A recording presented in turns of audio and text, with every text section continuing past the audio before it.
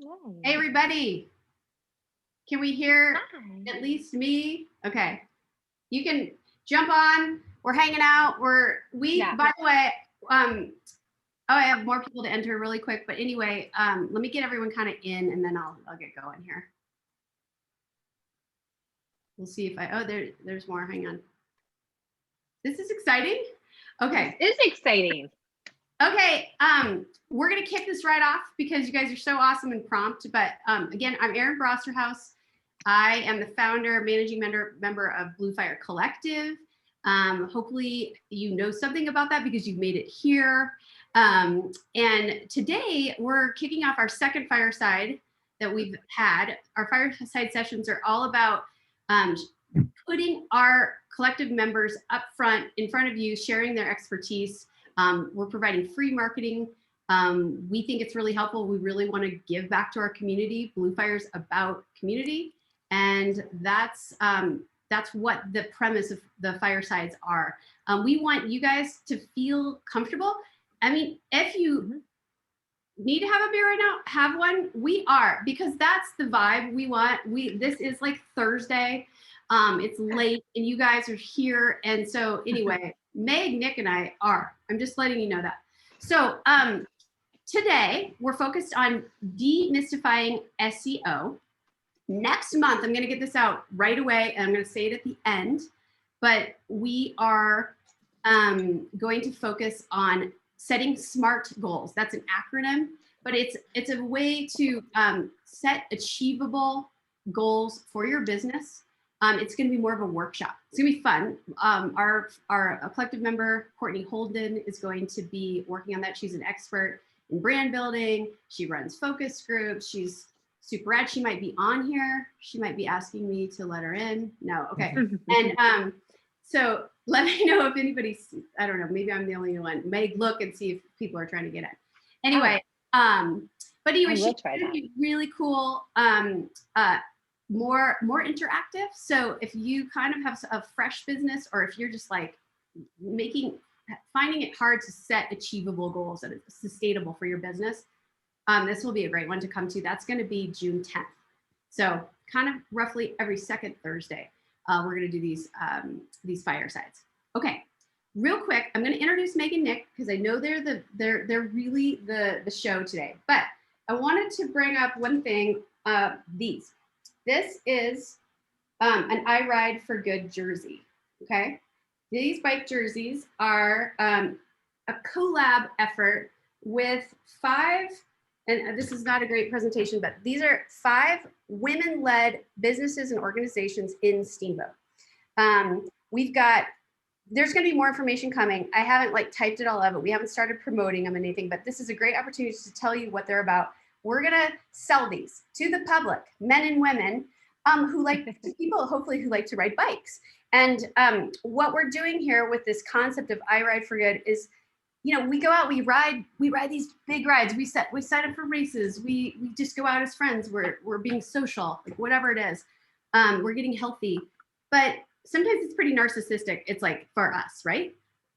We're trying to kind of infuse a concept of let's ride for someone else or a lot of other people potentially. And so for this effort, all the proceeds of these jersey sales are going directly to this Come As You Are Kaya House, and it's the only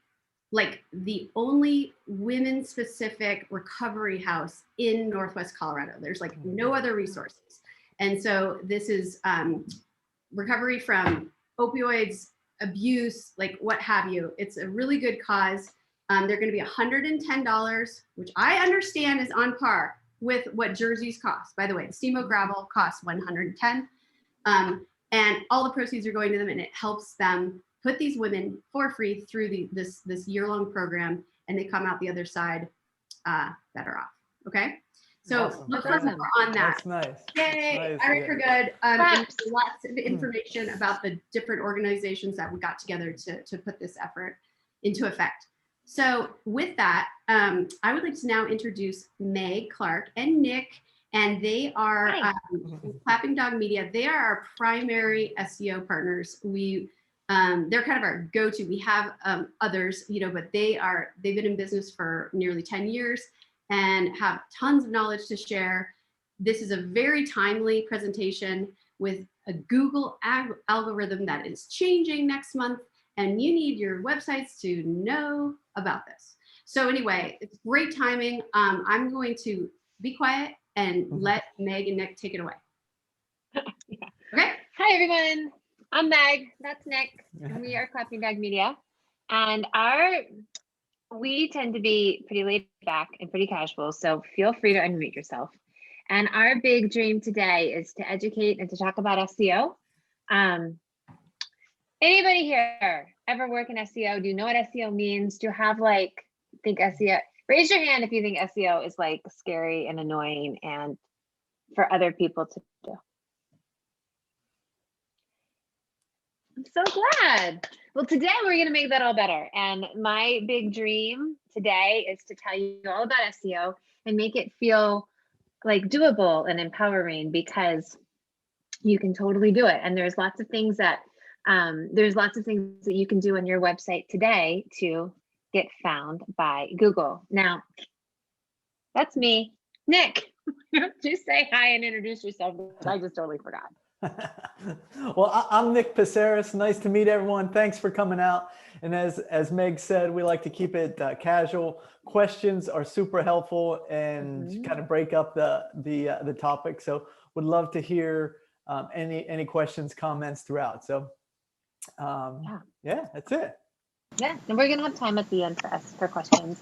And I'm gonna try really hard to share my screen so that we have couple of things to show you, and I'm hoping that you see my screen and not my email, the right screen, and not the email that pops up. So we'll see. Here we go. Alrighty, now I can't see myself, and I think that's totally fine. But can you guys see my screen? And you're gonna have to talk because I can't see you. Yes. How weird is that? We can totally. Okay, thanks, Nick. We can totally see you. You might be able to. Oh, I'm over here on the side. You're on the side. Yeah. I got it. Killing it, kids. We are killing it. Okay, so we are going to talk about demystifying SEO, and we're gonna oops, go back up. Okay, we're gonna hit on all of these topics, and I'm really delighted that we have a lot of people who don't know a lot about SEO. So we're gonna start with a basic question, which is, what is search? And what is SEO? Stands for search engine optimization, and it all comes down to search. Now, when we talk, we generally talk about Google, because Google is, the big behemoth in the room. But the second most popular search engine is YouTube, which ironically is owned by Google. So the same rules apply to YouTube. And then the third most popular search engine is Pinterest. So, but it's Google, then YouTube, and then way down there is Pinterest in terms of popularity. So let's get back to the original question, which is, what is search? Well, search, the way Google defines it, is when there's billions and billions of searchers asking trillions of questions in hundreds of different languages, and they expect to have an answer in less than a second. So it's billions of searchers asking trillions of questions in hundreds of different languages, and they want an answer in less than a second. That is search. And so that is Google's big job, to understand every time we type into, the search, every time we type into Google, they're doing all of this. Now, from Google's perspective, it's totally makes sense, and it's their job to do this really well, because if you ask a question and Google gives you a good response, then you're going to be on Google website longer. You're going to be on the search results page longer. And that is how Google gets paid. So from Google's perspective, they want to give you really positive, resourceful, helpful answers, because you're going to be on their site longer, and therefore they're going to get more money. So one of the things that I want you to put in the back of your mind is that it really makes, Google is trying really hard to answer your questions and to understand websites and queries well, so that they can provide the best answers. So that's super great coming from a searcher's perspective. But coming from a website owner or a webmaster or a business owner's perspective, what do we do? How can we take advantage of this to get some of those billions and billions of people who are searching onto your website? And that is what we're going to talk about today. Search matters a lot. Well, back up a little bit. One of the things that we often hear with SEO is people are like, we don't really need to do SEO. We're really active on Instagram. We have a huge Facebook group that we're a part of. And so that's where we get our clients, or we get all of our clients from referrals. And that is super neat. And I'm delighted that you have other ways that you get clients and that you have a big reach on social media. That is all very important. And we encourage you to do all of that.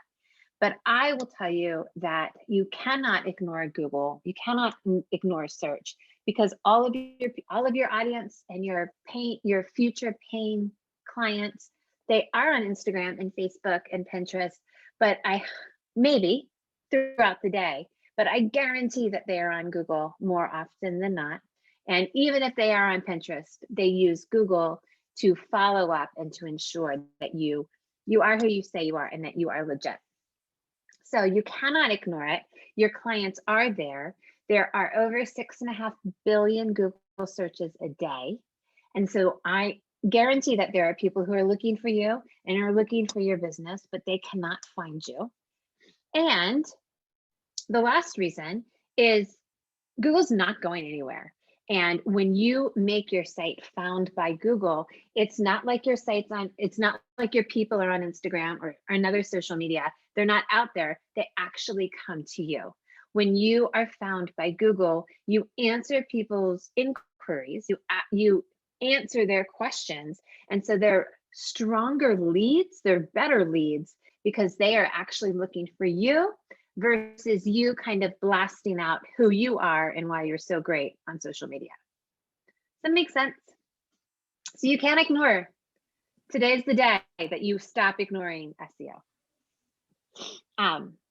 Okay, so I hope you're all convinced that you are gonna just dive into SEO after this. So one of the things that I like to talk about a lot that helps you understand Google is what Google cares about and what they are looking for when they come to your site. So as I mentioned a little bit earlier, Google's job is to provide really good answers for all of the search inquiries. And the way Google understands if answers are good, because it is ultimately a machine, a very smart machine, but it's a machine, is Google looks at metrics that quantify the value of your website. So what I mean by that is when somebody Googles, like, somebody tell me what your business is, you can put it in chat, or you can just open, take yourself off of mute and let us know. Tell me what kind of businesses you run, so that we can, so that I can have a really relevant answer. So, example, I mean. Sustainable kids outerwear. Ooh, yay. Thank you, Robin. Yeah, Robin. Okay, so, yeah, Robin. Please don't search for me. You might not find me yet, because I need this class to help me get to the top. I got you, girl. We got you. Okay, so if somebody is searching for sustainable children's outerwear, what Google is going to see what people Google, and then they're going to see where people go. Like, what is the website that the majority of people go to? Is it position 1? Is it position 30? Google just is trying to pay attention. And then when somebody goes to that website, Google is looking at how long people are there, how much time do they spend on the page, how many pages do they click around on? Like, are they spending time getting to know you and your business? Or are they coming to your website and then jetting within seconds, right?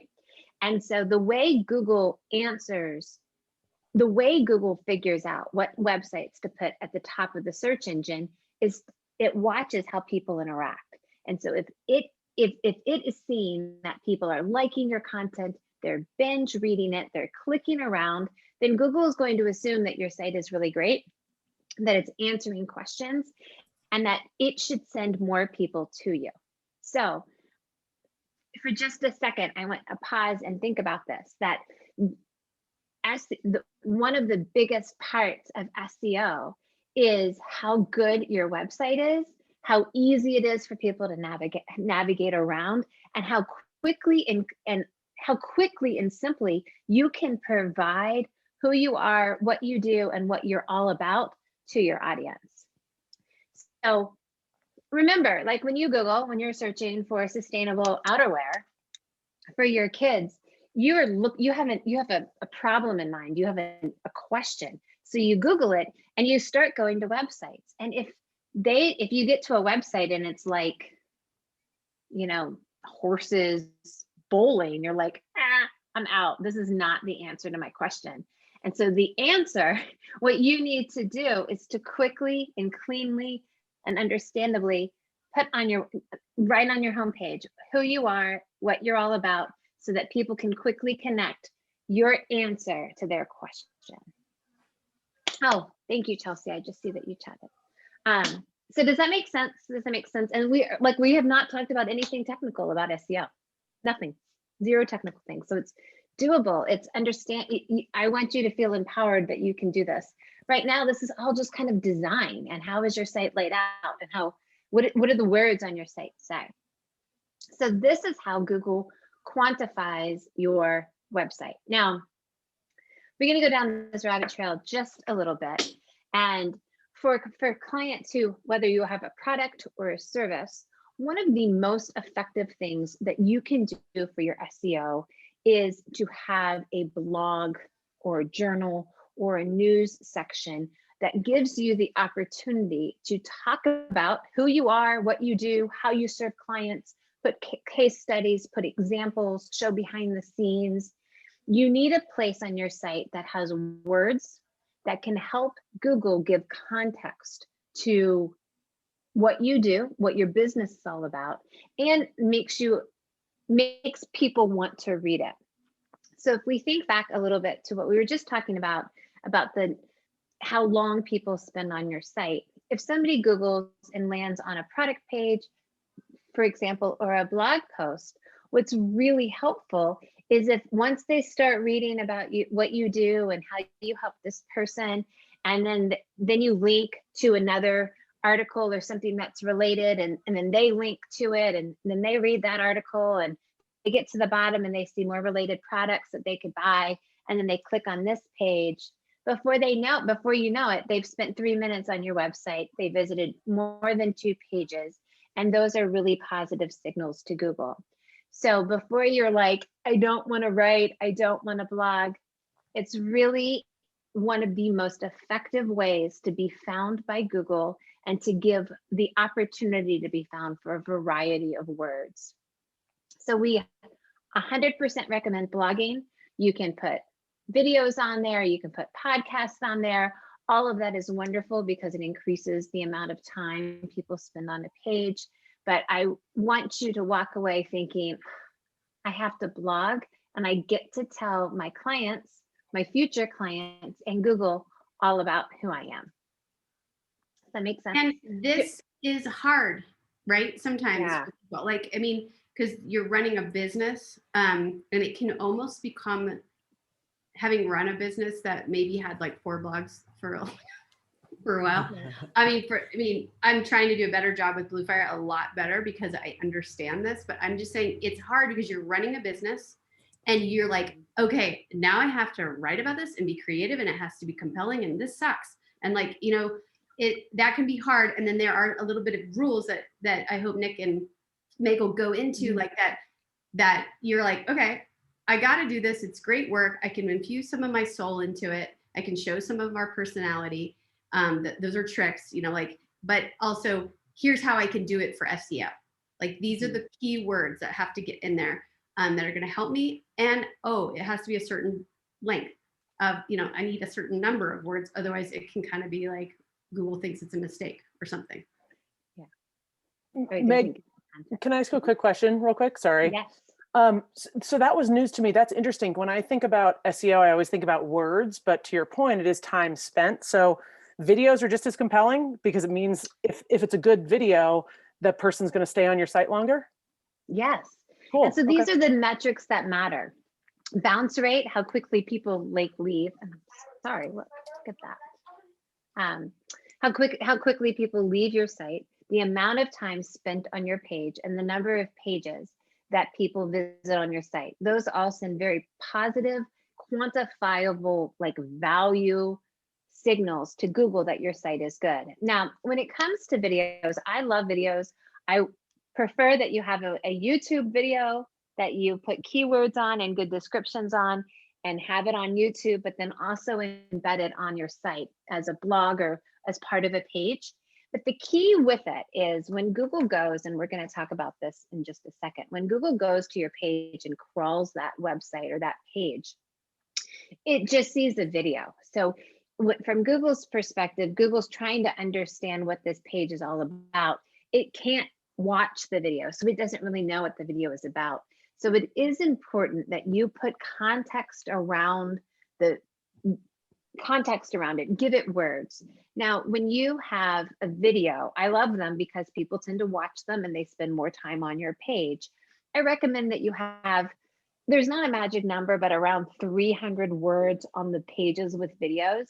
You want to make the words easy. You want to make it easy to read, very skimmable, because we don't actually read, we just skim. So make your content really skimmable and enticing to get people to watch the video. You don't want to you don't want people to leave and go to YouTube. You want them to watch it right on your website. So don't link to an outside video. Don't link to an outside place. Just embed it right on your site so that we can get those positive signals. So and I'm happy to answer questions. Feel free to pop in. I love it. One other I want to talk about now is how Google reads your site and then what you can do about it. So I'm going to go ahead. And well, Google is a robot or spider, bots. There's all kinds of different crawlers. There's all kinds of different names for how Google takes in your site with this crawler thing. And what it does, the first thing that it does when it gets to a page is it reads the title of the page. Like, what is the title? And from Google's perspective, there's tons of websites out there that have hundreds and hundreds and hundreds of pages, whether you've been around for 10 years or whatever. And Google has a limited amount of time to crawl your website. It's called crawl budget. We have no idea how much it is, but I would assume the crawl budget for the New York Times is a lot more than it is for Clapping Dog Media, because there's so many more website pages on it. So what we have to do is, our job as business owners and webmasters is to make it fast and easy for Google to understand exactly what that page is about, because we want Google to like us and to be like the favorite kid in class and be really help them understand what we are, so that they don't have to waste their time crawling all of the content to understand what this page is about. So the first thing that it reads is the title. And this is the first opportunity that you have to be clear and consistent and to be very specific about what this page is about. This is not an opportunity to be cute and funny and to have like a title that's like, and then this happened, part 4, because that does nothing for Google. What you need to do is be very specific, like the top, my favorite jackets for 20 below, whatever. I just made that up. Or Reiki, like the top 5 things that you can do for Reiki every day. Or my favorite 10 songs to listen to. It doesn't matter, but you have to be very specific about what that is. And that's the first opportunity that Google has to understand what that page is about. So after Google reads the title, it literally scans the whole page looking for big, bold text or headlines. Google reads just like we read, humans read, and it doesn't get bogged down with the little words yet, or the little letters. It looks for the big headlines. So it's really important that you break up your content with headlines and make it skimmable. Like, if somebody is standing waiting for a bus, can they quickly understand in like less than 10 seconds what this page is about. That is your goal. So when you are entering content within for your blog or your page, you know, when you enter in the content, you have like the word processor thing for your blog, for your website, and you can like highlight content, and it's the default is called paragraph, which is like the little text, like the paragraph text. You have also the opportunity to make something called an H2 or a headline 2. And when you make something a headline 2, in the back end, your code is coded as H2. Like, this is an H2. Hello, Google, this is really important. So Google reads the back end, the code of your site, looking for H2s, because if you mark it as big and bold as a headline, Google's going to assume that this is important. So make headlines, make them important, and make them helpful for somebody who has no idea what this page is about to quickly understand. And you can have as many headlines as you like on your page. You know, if your blog post or your page is 750 to 1,000 words, you should have 4 or 5, because it breaks up the content, it makes it easy to read, and very scannable. So that's your goal. Have a really clear headline, have a very clear title, and have many headlines that break up the content so that it's easy to read, and it tells tells users in Google what the page is about. If your content is broken up and easy to read, people will tend to stay on your site longer, which is what we care about. You know, when you get to a page and it's like a news article or something, and it's just like this big block of words, and it seems like intimidating to read, most people generally leave because it's hard to read. So it's important that you break up your content and you put headlines in. Meg, could I ask you a question about that? Yes. What do you think about pages, like within your site, and like this is your part where you're telling your story? How do you make that more digestible and skimmable? Should it be just more bold or more headlines, or what do you think about that? Bold headlines, maybe a few bulleted points, like my favorite things are, or this is why I got into this. Anything that makes it, break it up with images, or any way that you can break it up so that it's not these 5 or 6 sentence paragraphs, because people don't generally read them. Now, I do like that though, Chelsea. I mean, I want you to have lots of words, because we have to look at both sides of the coin. We want to make it easy for users and digestible for users, because we want them to stay on our site. But at the same time, we also need to provide good words and context for Google so it can clearly understand where to put you in their catalog of memory. So it's kind of this like dance between making it readable and digestible, but also having enough words there to make it meaningful.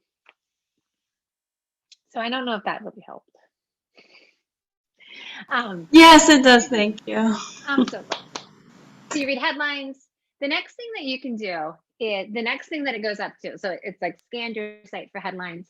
The next thing it does is it goes up and it actually reads your content. So it is important that you provide value, and it is quality over quantity. Like, you need to be helpful, because if you are helpful, people will come back, they will share your article, they'll tell their friends about you. This is when it comes down to having to running a good business. We're not going to blog just to blog, and we're not just going to put, you know, any old content up there. The blog really, it has to be helpful, and it has to like speak to the people. It has to speak to your people, like who you want to attract is kind of where we're going with this. So it reads the title, it reads the headlines, it reads the content. And then the other thing that's really like kind of often overlooked but very important is Google is a web. Well, the internet's a web, and it's looking to see where else this page is connected on the web. Now, not every page makes sense to have links, but if you can do some internal links within your website, and even an external link if it's necessary, or if it makes sense, if you refer to an outside website, link to that outside website. Because once you get to, like, let's say you're writing an article about how great your goose down is, Robin, for your jackets, and you can like link to some article about how this was a super cold winter and it was 30 below more days than that. I don't know. But you can link, if you link to this outside article, Google is going to kind of look down and see, okay, like here she is, and she's linking to this really reputable source. So in it, Google's brain, it's connecting the two of you. And so it makes, if you can do it tastefully and not over the top, it will help your authority with Google. Now, don't just link to the New York Times and eBay and Etsy. You can't just link to them and have link farms. That was something that we did 5 or 6 years ago. It needs to be tasteful and meaningful, and you will get a boost in authority by just being associated with big, cool, fancy websites. Meg, can you not do that link farming because it's kind of just gauche or frowned upon, or because is it legal? Like if there was 5 good New York Times climate sustainable articles, I could link to them? Yes, you absolutely could, and I would encourage that. Like before, remember back in the day when like Blogger was the shiznit, and it would be like a food or decor or whatever blog, and then over on the right hand side, people had like list of links that were their friends. That was a whole 100% for SEO, because the more links that you were associated with, the more boost you got. But like they didn't really matter. They just had this ginormous column of links. And that's what's kind of frowned upon. You can't just say, oh, and I like eBay and I like Etsy and I've been in the New York Times and Forbes is great. You can't just like erratically put links to other websites. Google will be like, you're spam. So you can't do that. And so that's it. Like, that's it. That is it, friends. Like we are getting there, and we are not doing anything crazy or technical. It's titles, headlines, good content, and linking to meaningful, helpful things. If you have a good business, you will have good SEO, because if you have the heart and the goal of being helpful and providing value and making it easy for people to digest your content, people will respond well, and then so will Google. And so together you will do very, very well. You will do well from an SEO perspective. Now, one thing I didn't mention that I think Aaron mentioned in the beginning are something like keywords. Keywords. They're like the evils. They're like the redheaded stepdaughter of SEO, because it makes people feel like you have to be very specific, or you have to get the right ones, or it's not going to work. So let's back up a little bit and talk about keywords.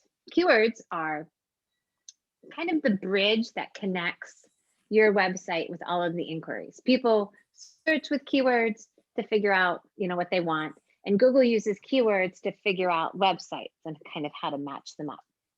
Now, before like the explosion of artificial intelligence and natural language that Google's doing this thing called it's like NLS or something, natural language syndication or something. Google's understanding how we talk better from a machine learning perspective.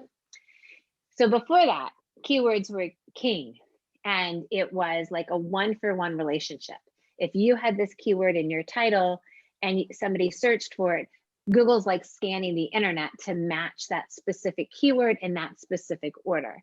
So a few years ago, 2 or 3 years ago, keywords were king, and it was very important that your keywords were very specific and on your site in a very specific way. Now, with the advent of natural language and Google just being smarter and voice search, keywords are still very important, but they're not as important as they used to be. And what I mean by that is it's no longer a 1-for-1 relationship. Like if you have DIY Reiki or DIY Reiki in your headline, and that's what somebody's Googling, and maybe somebody's Googling, how do I do Reiki at home? Google's going to be able to make that connection, because Google's understanding related words and intention.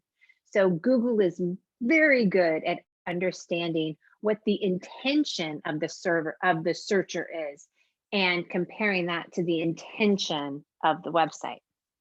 Now, you have seen this in action every time you Google, And like you Google something and then on the search results page, there's those like questions like, I know you said this, but did you really mean this? It's like those related things. And that is this in action. And so what this means for you as a takeaway for managing your site is it is really important that you tell people what you do and why you do it and how you do it, and to be very specific using the right words. Like don't make up language, just use your word, use the right words, but it doesn't have to be so specific and so like, rigid. Does that make sense? Yeah, like So- for another example is attorney in Steamboat Mm. Springs or lawyer in Steamboat Springs. Right. Different words, but it will be able to tell the difference. Absolutely. Can I ask a question? Did you, Meg, did you mention anything about tags on images? Oh, I haven't yet, but we can totally talk about that. I would love to talk about that. Another example about this keyword thing before I talk about the images is we are working with a client right now who does dog training. Like, you send your dog there and she trains them for 2 or 3 weeks and then you get a dog that's like perfect. And so she, when she kind of came to us, she never used the word dog, she used pooch, because in her words, it was like pooch training, which, I mean, that's arguable. Like that is a horrible thing to say, pooch training, but she hardly ever used the word dog. And I was like, well, you're a dog trainer. You're not, nobody's searching for pooch trainer. So in some cases, it's like for real people. So we had to tell her, bye Robin, thank you. Like you got to use the word dog. Like sometimes you can use the word pooch because that's your language and that's how you talk, and people who know you are going to identify you with using that word. But like for real, people who don't know you, people on the outside, they're looking for dog trainers, not pooch trainers. So that's what I mean by having good titles.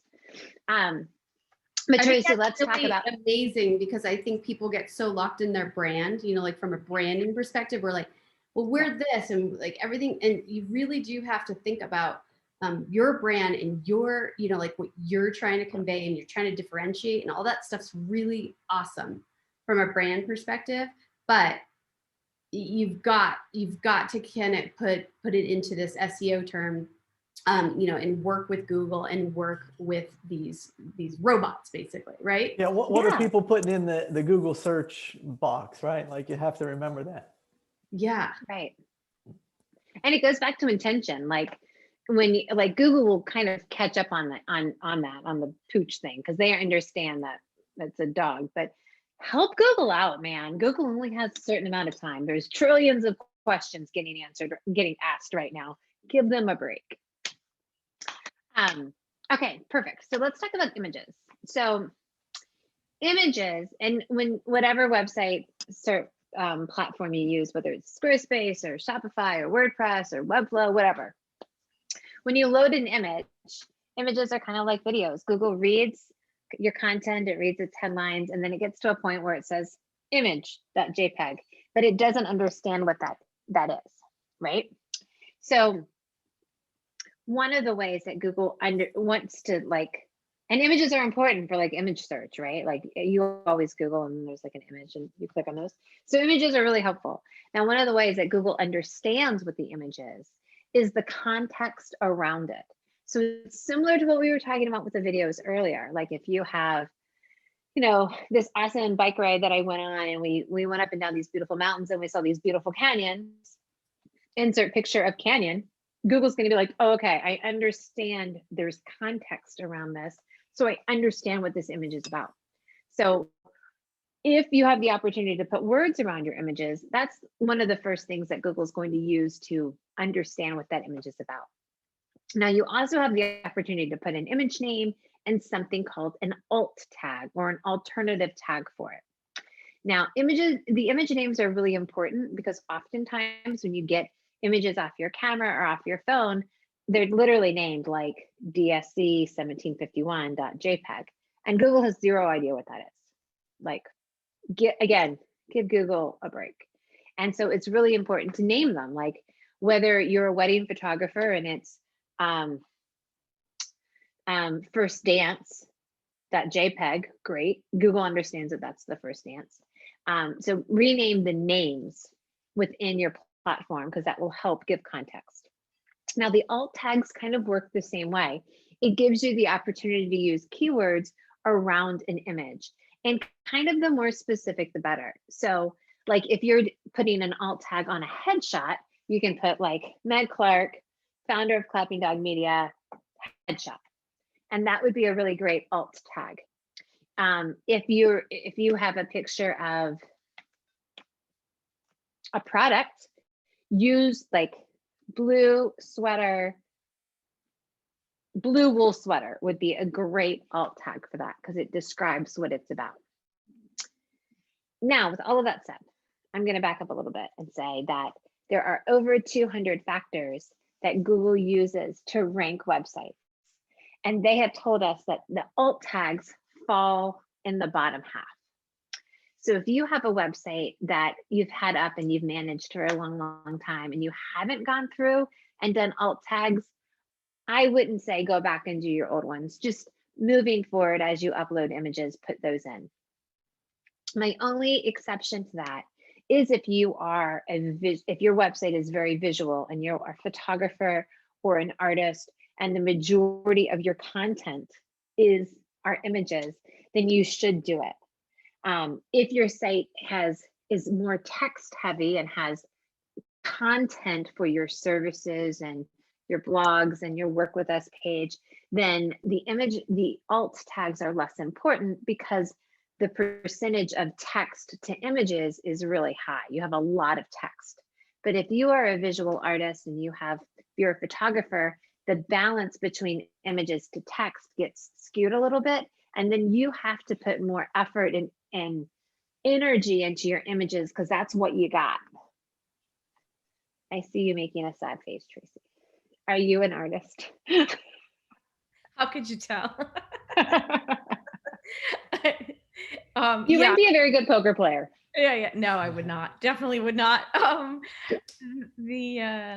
Yeah, I am a photographer, and of course, yes. So my whole site is all images, and have been bad about naming them. So yeah, no, it's a good lesson, a good reminder about making sure they have better, better image names and some of the alt tags and stuff.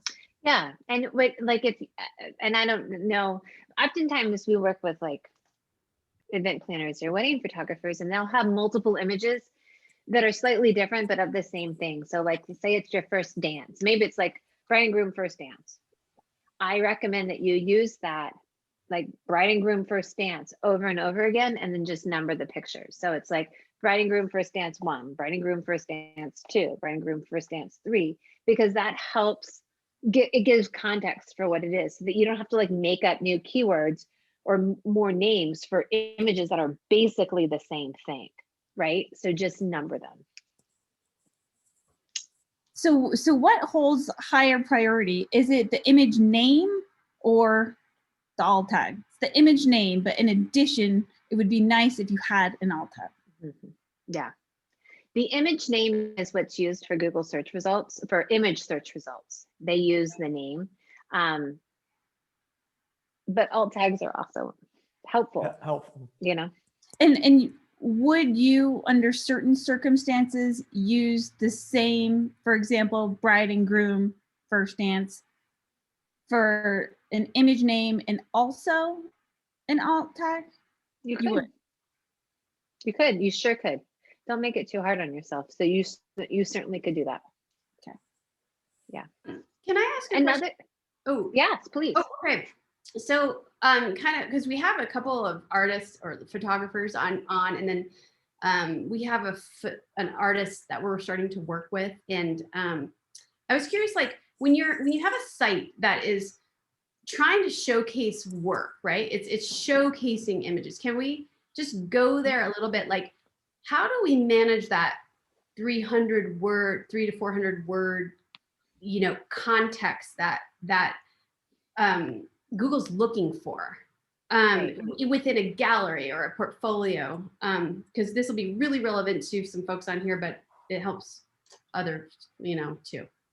Absolutely. And this piece of advice is for image galleries, portfolios, or even a catalog of clothing.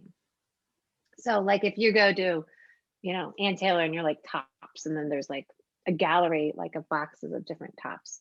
When Google comes to the page, the first thing that reads again is the headline, title. What is this? This is tops. Okay. And then it goes down and it's looking for, it sees a bunch of images, and what we want to show is a little bit of text, even if it's 2 sentences that describe what the images are of, whether it's your portfolio of natural light, black and white photography, or it's your portfolio of winter sweaters. But if you can put a little bit of context in there, because what Google's going to do next is go down and look at every single image, read every single image name and alt tag. And if it makes sense, Google, like if your sentence up above the gallery and your alt tags kind of an alignment, it doesn't have to read all of them. It can get an idea of what the page is all about. What's challenging for Google is if you just have one big, beautiful page of portfolio and you don't have any specificity in the alt tags or the image names, and you don't have any content, Google has no idea what that page is about. Yeah. And so it's really difficult to get the portfolio pages found for that. Yeah, that's fascinating. I do recommend though, if you can, so you have a gallery page of like 30 images, put a sentence or 2 at the top. But then if you give the opportunity for somebody to click on a page, click on an image, to either go to a different page to get like a bigger view of it, to add some contextual information on that page. And if you can just do a couple of sentences of like who the client was, or what was your inspiration, or tell people like what it is, that will really help. And because they're linked together, Google will see that it's all linked together. It will help provide context for the big portfolio page. Does that make sense? Yeah, that's really helpful. Yeah. It's not as easy to get ranked really well for hundreds and hundreds of keywords if you're a visual artist, but you can get ranked for your goal keywords. There are some clients that we have that have been like blogging for 10 years, and they have 10 to 12,000 keywords that their site ranks for, and that's because they've been blogging for 1 million years, and so there's lots of words on their site. But if you have, if the balance is images or image heavy versus text, you can still be found for good quality keywords.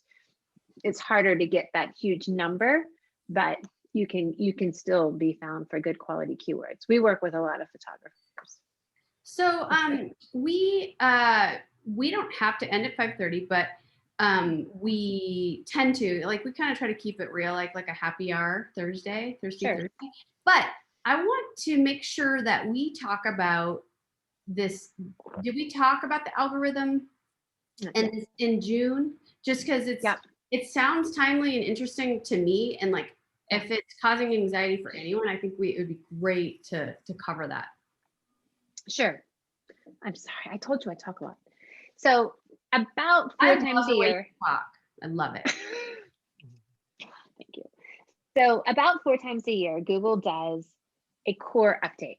And this is one of the things that we want to demystify with SEO.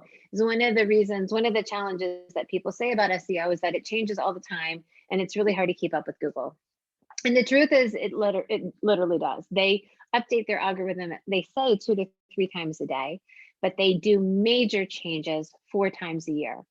One of the last major changes was around COVID, and there was lots and lots of people who were wellness bloggers and just general healthy people would write about how they became more, they increased their immunity to beat COVID. And Google was like, holy crap, when you're searching how to beat COVID, and there are websites from a mom blogger in New York City who is outranking WebMD and Healthline and the CDC, we've got problems. So they did a major core update to kind of counteract the medical news. And they're doing a major core update that they have told us about mid-June.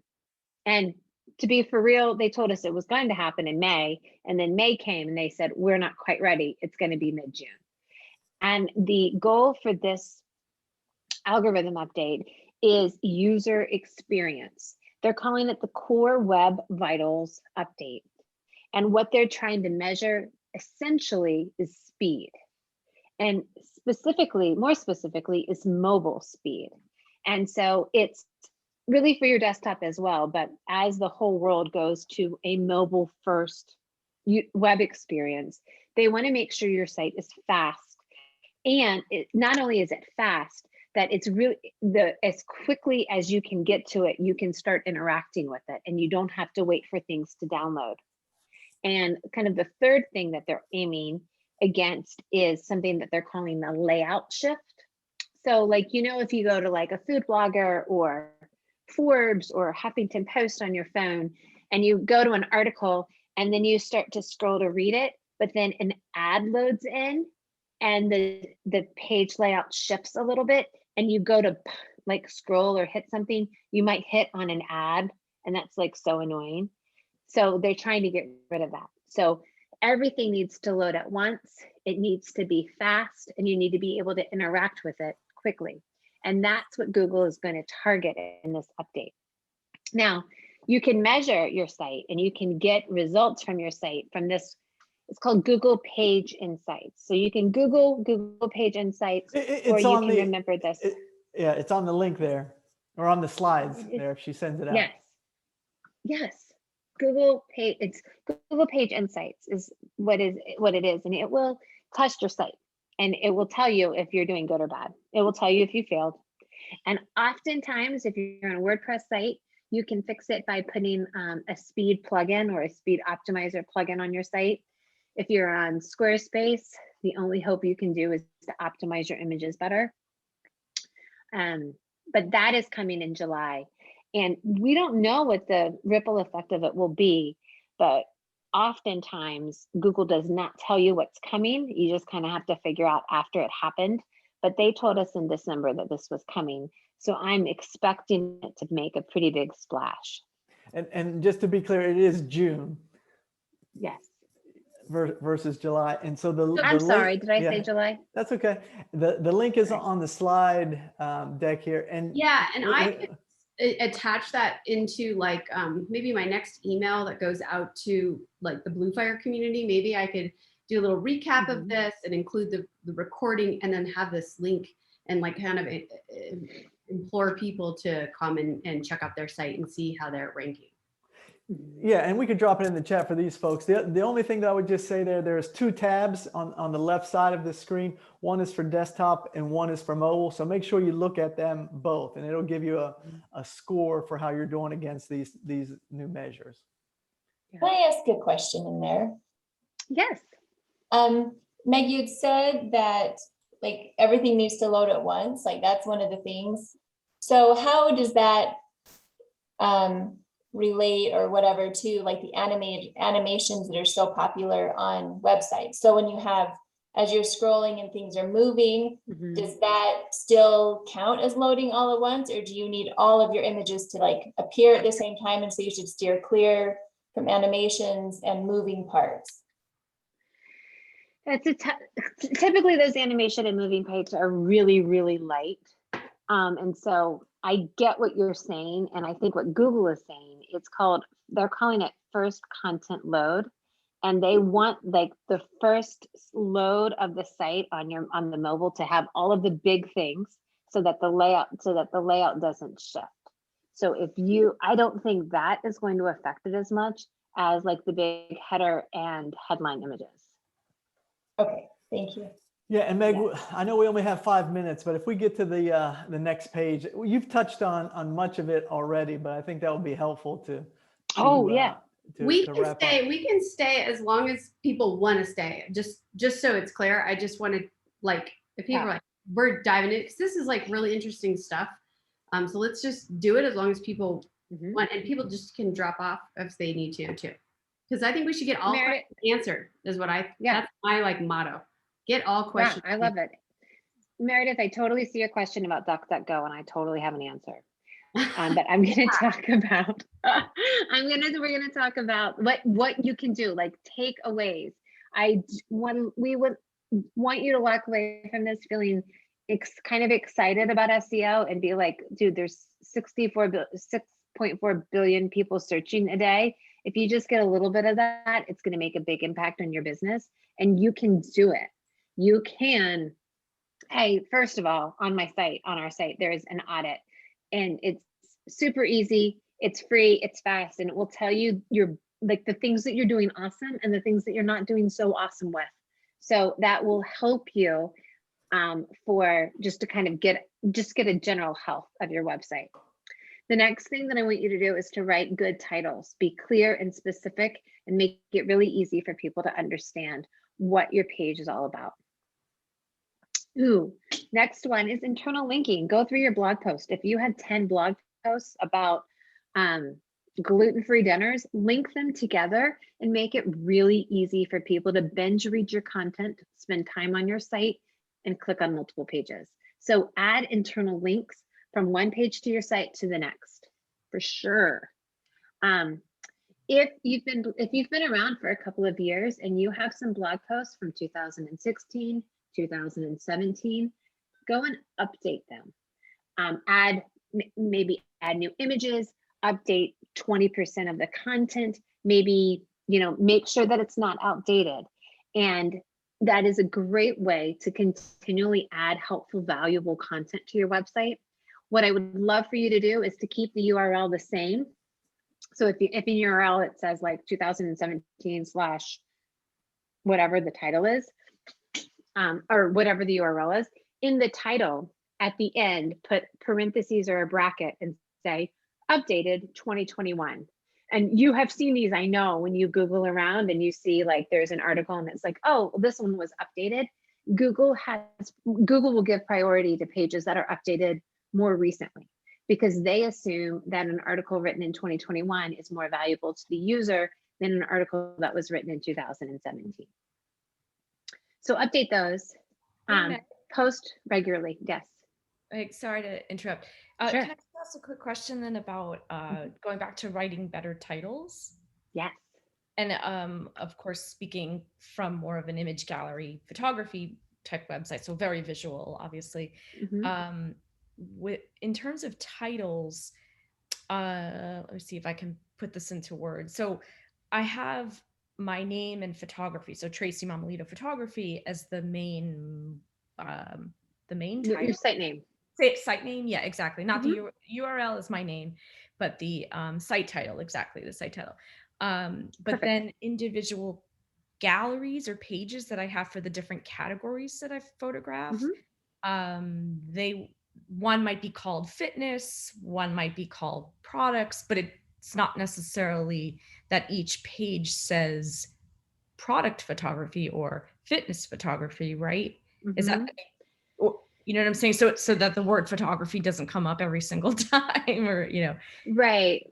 Well, again, this is going to be a balance, because we have to think about the intention on both ends of this. If somebody is looking for fitness photographers, they're not going to type in fitness, because when they type in fitness, they're going to get a bunch of workouts or websites that talk about fitness. So if somebody is looking for a fitness photographer, we want to make the connection that you are a fitness photographer. So maybe the title of the page is fitness, or the category is fitness, and above the gallery, you have 1 or 2 sentences that talk about your inspiration and your experience as a fitness photographer. But we do need to kind of make that connection, because if somebody just Googles fitness or nature, it's really difficult to kind of nail down what they're looking for. Oh, okay. So I guess Makes sense. so yeah, and I guess it sounds like it's most important per page, per page, not just per site. Per site's one thing, but per page, that there's some kind of keywords. Yes, because pages rank. And if you can get each one of your pages to rank for unique keywords, that's more opportunities for you to be found. I want to jump up really quickly and talk about Meredith's question. So Meredith asked about some of these new kind of side search engines that are showing up. One is called Duckduckgo. Now, Duckduckgo is really interesting, and a lot of these that are pulling up are pretty interesting because they do not keep your history. And so they try to be very kind of incognito. And so it's like every time is like the first time they've met you. And what's interesting, and they still use keywords, they still look at how people interact with the site. But what's really challenging with this one is that they don't keep the history of what you have searched for in the past. So from a user experience, like I live in Northern Virginia. So if I'm looking for a coffee shop, Google's not going to give me coffee shops that are in Colorado. They're going to give me coffee shops that are near me. Same with doctors or hospitals or food stores or all of the things that are a little bit more location based. With search engines like DuckDuckGo, who don't remember your history, they're going to give you whatever they want because they're not using artificial intelligence to look at your search history, look at your location, and provide relevant, good results for you. Their priority, rather than providing great search results, is privacy. So it's a little bit of a different game, and it's harder because it doesn't keep any information on you. It's great as a searcher. Oops, sorry. In addition to what she said, all the things that we talked about up to this point are all still valid in terms of titles, headings. So that's just good SEO hygiene that translates and transcends browsers. However, what Meg said, each of them have a little character to their own and focus to their own, which does produce differing results. Yeah. That was it.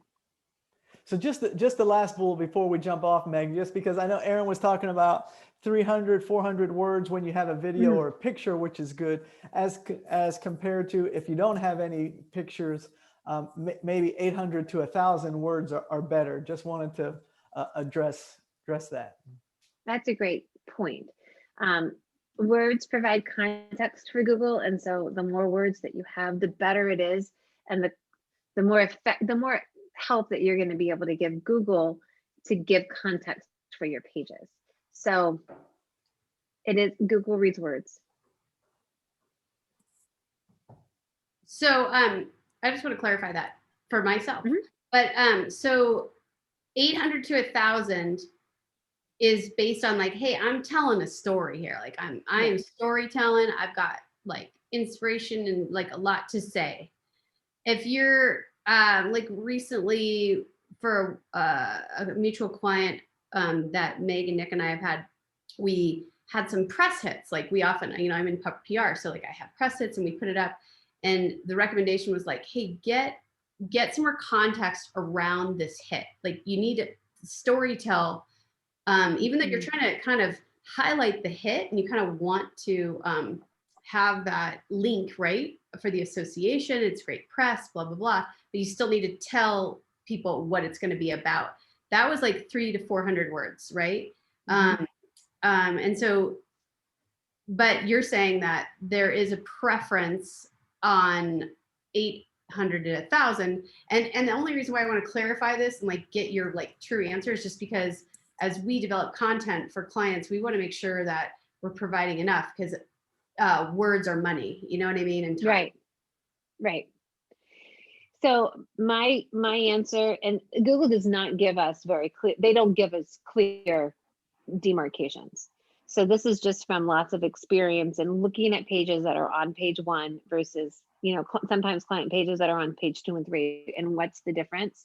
And so in general, pages that are on page 1, websites that are on page 1 have more words. So 800 to 1,000 is, in general, those are the ones that rank higher because it's easier for Google to understand, and you give more opportunities for keywords to be there.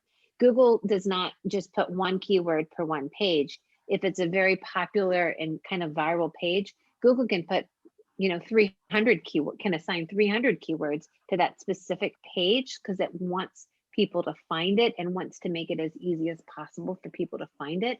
But you've got to have enough words there so that Google can do that for you. So 800 to 1,000 is always my default. But if we have images, if we have videos or a press hit or a podcast, the ability for them to stick on the site longer and increase that metric that matters kind of outweighs the number of words for that specific page. Does that make sense? That's a great explanation. Yeah. Good. Joanna, what do you think of services like Surf for SEO or Market Muse for writing blog posts and collection pages?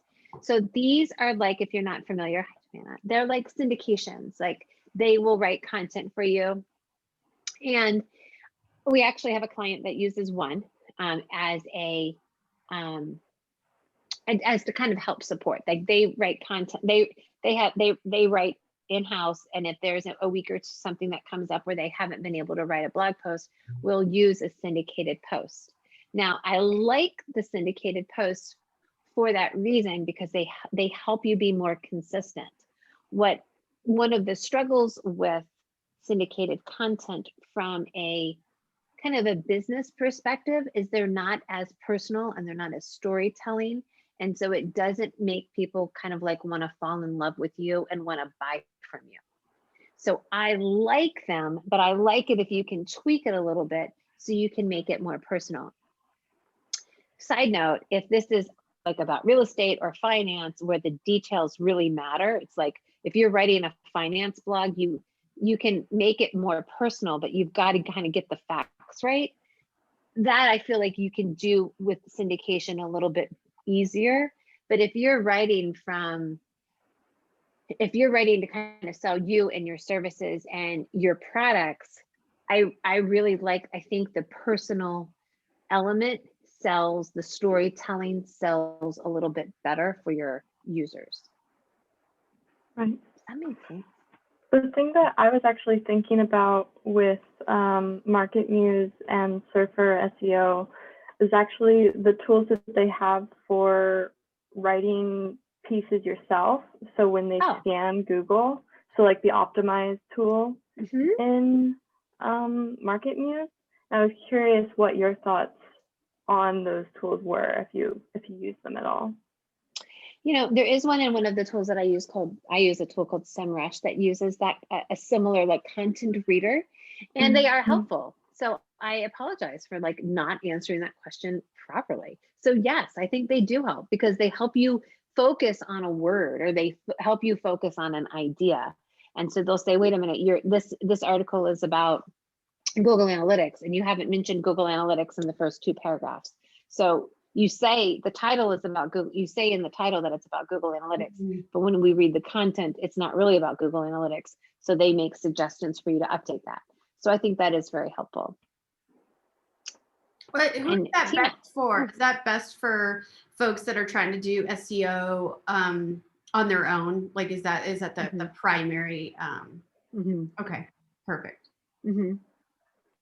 And Tina asked about offer SEO tips for YouTube. Similar. So Google owns YouTube. And so the keywords and the ideas that you put on a web page or, you think about for the title, the same holds true for the titles of your videos and writing descriptions for your videos. So the same kind of concept is there. You want to be as helpful as possible, especially with YouTube, so that people can find it and then just get stuck. Because with YouTube, the YouTube algorithm is the longer that you sit and watch the video, the more they'll recommend videos that are similar, either similar in context or by the same producer, same person. So the goal is to get people to convince them to watch the video using your titles and your descriptions so that they sit there and kind of get sucked in. Thanks. Sure. Well, Lisa has a question. Oh.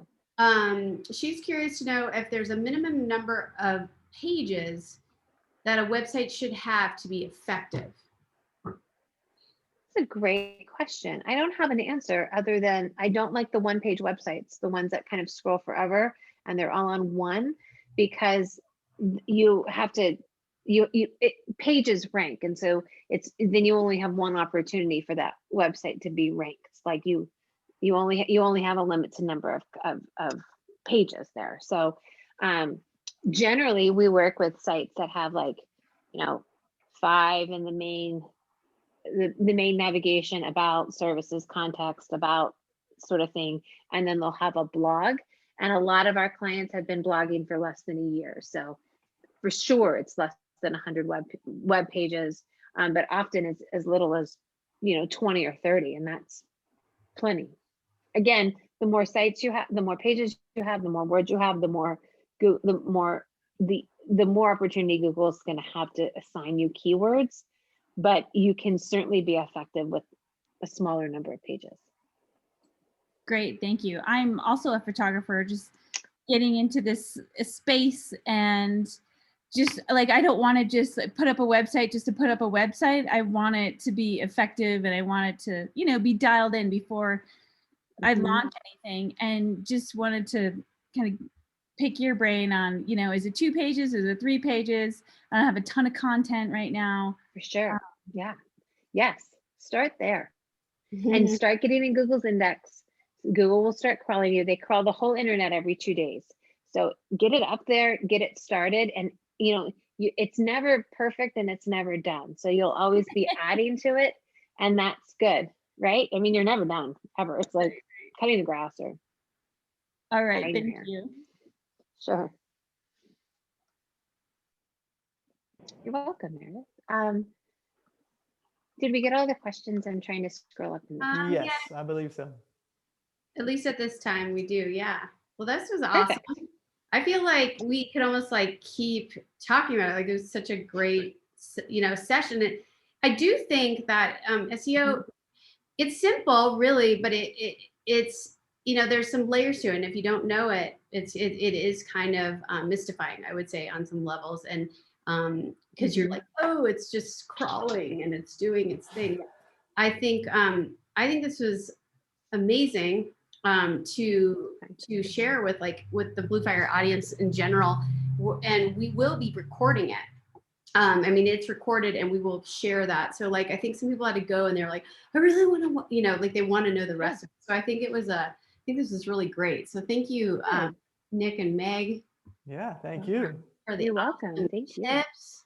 And then, anyone who's interested in SEO, I mean, you can do a lot of great work working with Clapping Dog through Blue Fire to, and it's not like thousands and thousands of dollars a month. There's lots of different packages where you can have it really minimal, where you're kind of getting reporting and then updating your own site. And so more of a hands-on DIY version, but then there's more of the handle. And that's kind of how they offer a wide range of services. So it's really doable for anybody. And what I think I took out of it, is one of the first things you said was you have to do this. Kind of. Yeah. Okay. You do. You can't depend on TikTok to bring you clients, because TikTok will go away. You mean my Instagram? Yeah. Right on. Well, any last thing? Just raise your hand or type it up. It seems like we probably are good to go. But I just want to thank everyone for coming again. Join us on June 10th if you want to dive into some SMART goals for your business. These are attainable, realistic goals for business. Okay, so if you haven't done that, it's important to do. And Courtney's going to walk us through that. It's a little more workshopy, so it'll be kind of fun. So check that out. More information will come kind of via email. It's kind of how we do it. So, okay. Thank you so much. Thank you. Thanks, Tina. Thank you. Thank you. Thanks, guys. Have a great evening. Bye. Yay, Tracy. Thank you. Nicole, I think, and Megan. Megan. We'll see you guys. Yeah. Yeah. Awesome. So, She's a friend of mine. oh, that's great. Yeah, Beautiful. she lives in Utah, also in the mountains. That's I'm cool. guessing she's not there right now, but she's wonderful. She's a designer. All right, cool. I'm going to stop